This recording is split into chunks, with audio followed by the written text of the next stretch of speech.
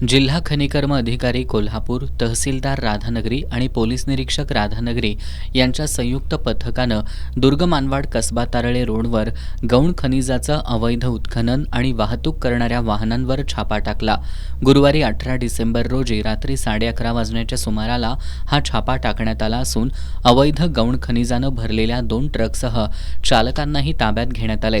यातील वैभव विठ्ठल ठिगरे हा सांगली जिल्ह्यातील करोली टी या गावचा तर गौरी शंकर हा झारखंडमधला आहे। अवैध उत्खनन रोखण्यासाठी भरारी पथकाची नेमणूक करण्यात आली असून दुर्ग मानवाड परिसरात विशेष देखरेख ठेवण्यात आली आहे। स्थानिकांनी आपल्या शेतात कुणालाही बेकायदेशीर अवैध उत्खननासाठी परवानगी देऊ नये, अन्यथा 7/12 उतार्यावर बोजा नोंदवला जाईल असा इशारा तहसीलदार अनिता देशमुख यांनी दिलाय। अवैध उत्खननाची माहिती मिळाली तर संबंधितांनी तहसील कार्यालयाशी संपर्क साधावा असं आवाहनही तहसीलदारांनी केलंय।